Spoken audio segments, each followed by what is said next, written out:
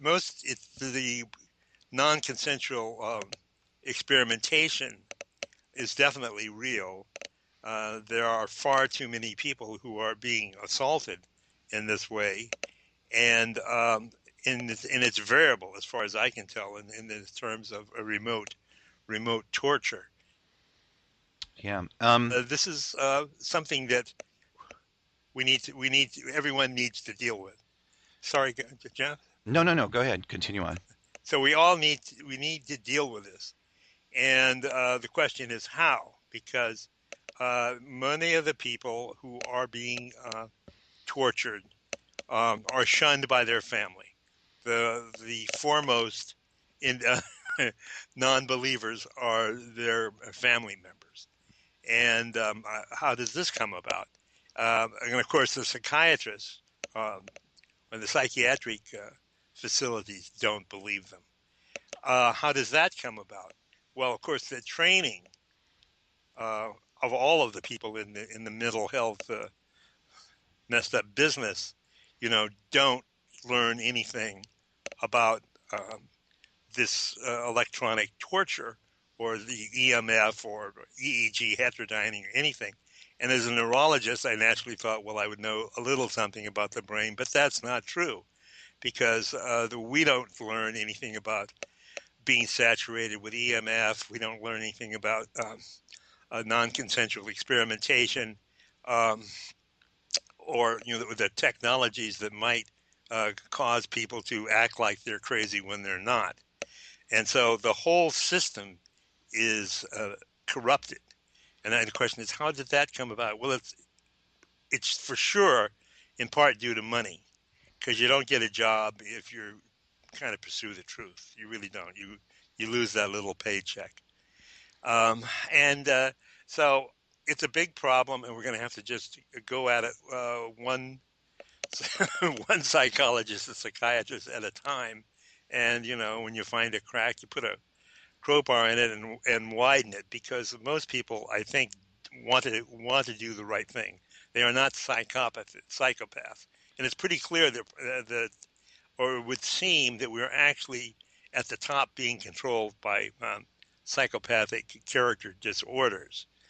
Uh, the other aspect of this is, which I think is extremely serious, is the mind control technology, which of course is part of all of this. And a lot of the individuals who are saying that anyone who says they are mind controlled are crazy are in fact being mind swayed. I'll use that rather than mind control. That there is a signal out there that is convincing people that they're not experiencing anything out of the ordinary. And so all of this has to be broken down. I think this is a very, very major problem. I'm almost certain, and this is not like from an experimentation or data collection, that all of our leaders are mind swayed. Yeah. Yeah. I'd like to reemphasize to our listeners, if in Dr. Hall's last book, Guinea Pigs Technologies of Control, he very eloquently discusses and in detail how the process works, and all the things that Dr. Spencer is alluding to are really put together in a nice format in his last book. And I highly recommend, if you get the opportunity, to definitely read the book. Um, but to keep us in line, what I think is important that in this report that's coming out is the APA was denying having any type of association to the central intelligence agencies and our securities agencies.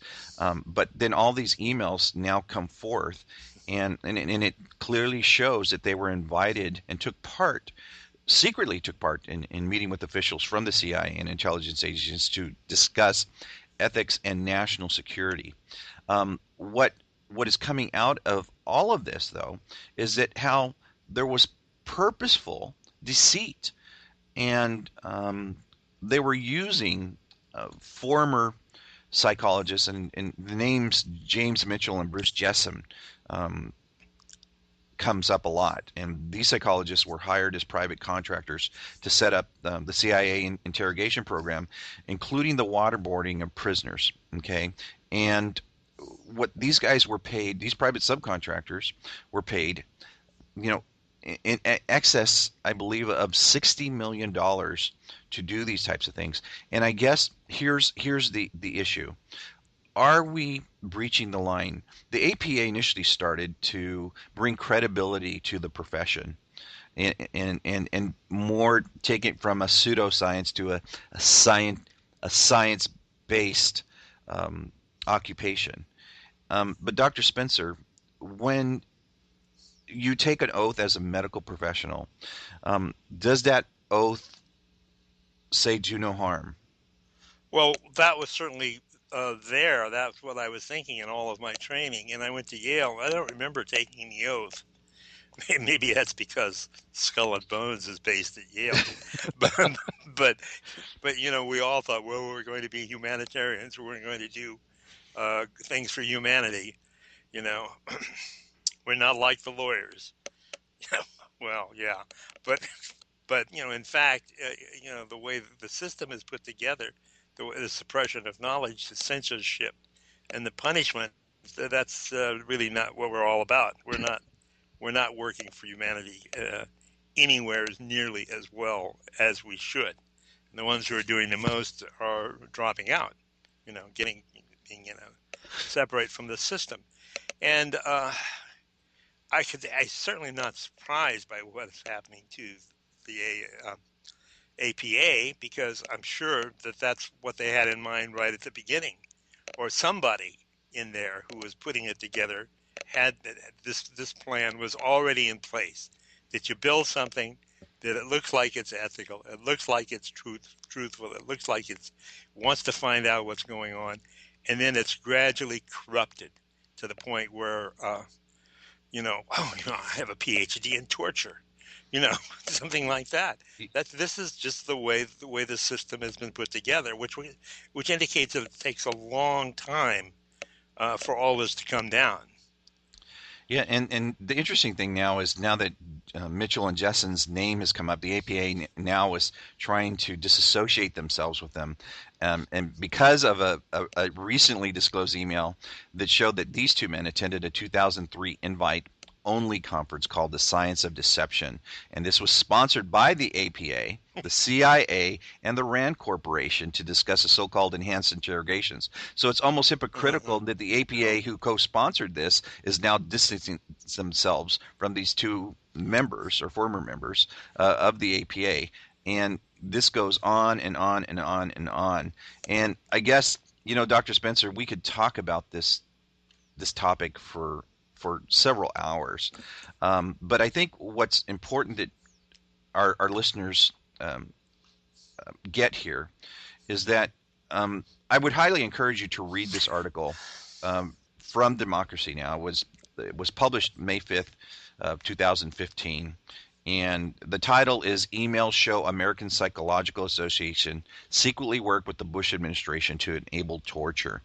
And as you go through this report, you start to see how former employees of the APA are now heads of the CIA and securities intelligence agencies, and they're psychologists. And what's important here is that although this happened under the Bush administration, some of those leaders are currently working with the Obama administration today. And what some dissidents from the APA are trying to have happen, and not all psychologists and psychiatrists are bad. I truly believe, as Dr. Spencer had mentioned earlier, is that when you get into this field, the medical field, you really get in it because you want to help humanity.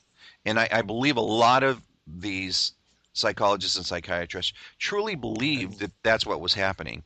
But in essence, it is a form of brainwashing themselves as and to no offense to most psychologists and psychiatrists, but if you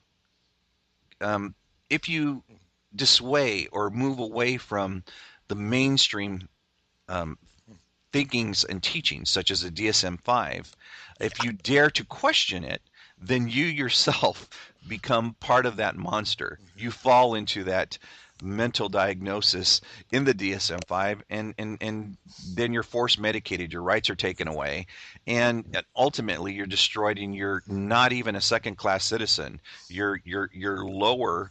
You're the lowest of the low, and no one is going to listen to you because you're discredited, and society has because of this brainwashing, has basically been forced into this situation.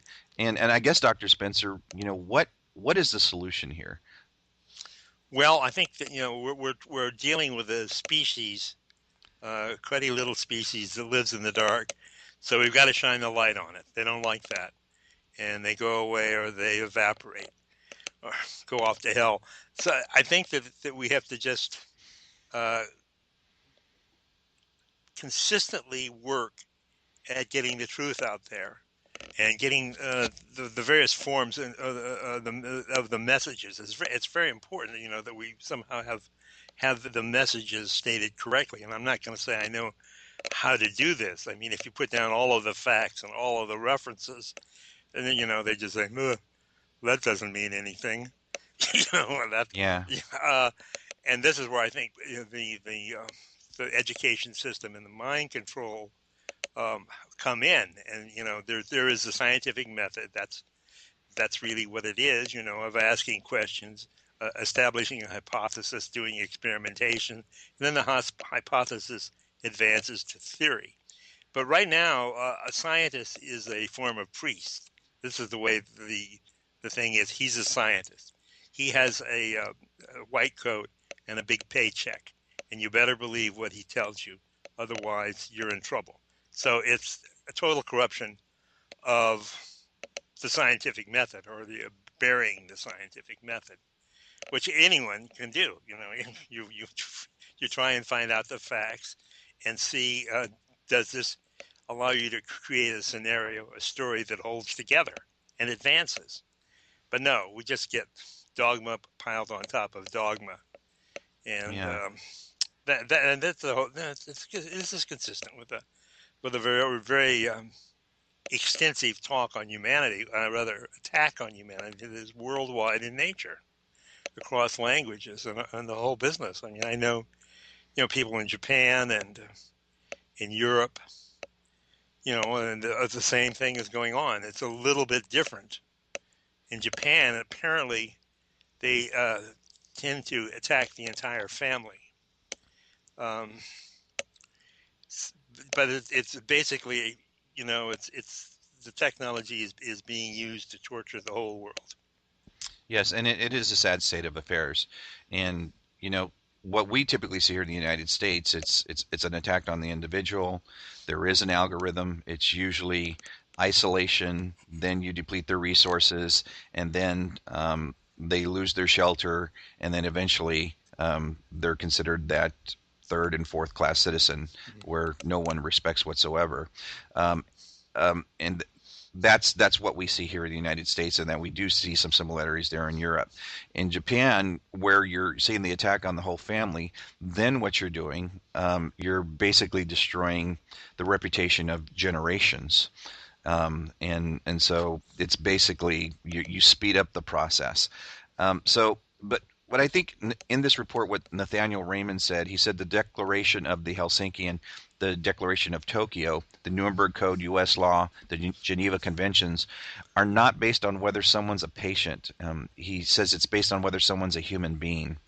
And the fact of the matter is that those codes were mangled and in some cases written out of what the APA did. So the issue is not about doctor-patient relationships here. It's about war crimes and about war crimes against humanity, which are not contingent on someone being your patient. And I think that's the message that we want to drive home to everyone out there.